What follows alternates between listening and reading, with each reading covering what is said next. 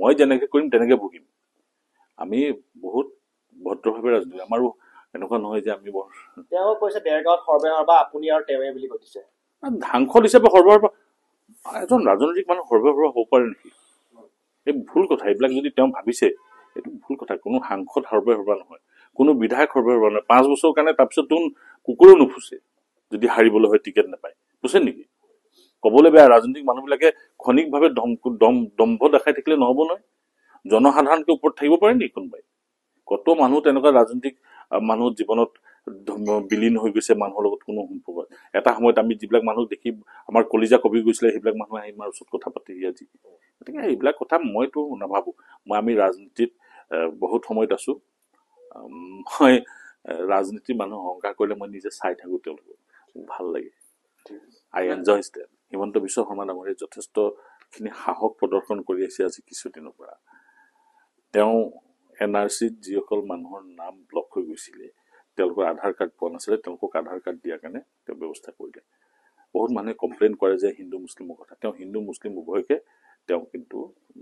দিছে এইবাৰ যিসকলে নতুনকৈ আধাৰ কাৰ্ড এপ্লাই কৰিব যিসকলে আধাৰ কাৰ্ড এপ্লাই কৰিব তেওঁলোকৰ কিন্তু ভেৰিফিকেশ্যনটো সাংঘাতিকভাৱে ষ্ট্ৰং কৰি দিছে যোৱাকালি কেবিনেটত তেওঁ সিদ্ধান্ত লৈছে আৰু মই ভাবো এই মডেলটো সমগ্ৰ ভাৰতবৰ্ষত চলিব এতিয়া এইকাৰণে চলিব যে এনআৰচি যেতিয়া এপ্লাই কৰিব কোনোবাই বা আধাৰ কাৰ্ড এপ্লাই কৰাৰ লগে লগে সেই ভেৰিফিকেশ্যনটো যদি শুদ্ধ নহয় একেবাৰে ব্লক পৰ্যায়ত গৈ পেলাই চাৰ্কেল অফিচাৰ এডিশ্যনেল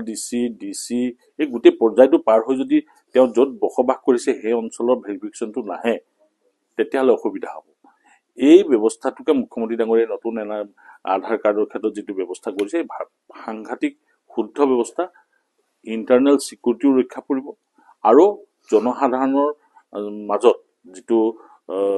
এটা ভাৱ আছে যে বিদেশী আহিব পাৰে সেইটো নাইকিয়া হ'ব আৰু আপোনালোকে জানে চাগে আধাৰ কাৰ্ড নহ'লে আজি তাৰিখত একো নহয় বহু মানুহে আধাৰ কাৰ্ড তেনেকৈ পাইছে এইটো এটা ভাৰতবৰ্ষৰ ভিতৰত এটা শক্তিশালী সিদ্ধান্ত মুখ্যমন্ত্ৰী ডাঙৰীয়াক ধন্যবাদ জনাইছোঁ মই যেনেকৈ কৰিম তেনেকৈ ভুগিম আমি বহুত ভদ্ৰভাৱে ৰাজনীতি আমাৰো এনেকুৱা নহয় যে আমি বৰ তেওঁ কৈছে দেৰগাঁৱত সৰ্বসাধাৰণ বা আপুনি আৰু তেওঁৱে বুলি কৈছে ধাংসল হিচাপে সৰ্বসাধাৰণ এজন ৰাজনৈতিক মানুহ সৰ্বসাধাৰণ হ'ব পাৰে নেকি এই ভুল কথা এইবিলাক যদি তেওঁ ভাবিছে এইটো ভুল কথা কোনো সাংসদ সৰ্বসাধাৰণ নহয় কোনো বিধায়ক সৰ্বসাধাৰণ নহয় 5 বছৰৰ কাৰণে তাৰপিছত তোন কুকুৰো নুফুচে যদি হাৰিবলৈ হয় টিকেট নাপায় বুজে নেকি ক'বলৈ বেয়া ৰাজনৈতিক মানুহবিলাকে ক্ষণিকভাৱে দম্ভ দেখাই থাকিলে নহ'ব নহয় জনসাধাৰণকে ওপৰত থাকিব পাৰে নেকি কোনোবাই কত মানুহ তেনেকুৱা ৰাজনৈতিক মানুহ জীৱনত বিলীন হৈ গৈছে মানুহৰ লগত কোনো সম্পৰ্ক এটা সময়ত আমি যিবিলাক মানুহ দেখি আমাৰ কলিজা কবি গৈছিলে সেইবিলাক মানুহ আহি আমাৰ ওচৰত কথা পাতি আজি গতিকে এইবিলাক কথা মইতো নাভাবো আমি ৰাজনীতিত বহুত সময়ত আছো মই ৰাজনীতি মানুহ অহংকাৰ কৰিলে মই নিজে চাই থাকো তেওঁলোকক ভাল লাগে আই এনজয় ষ্টেট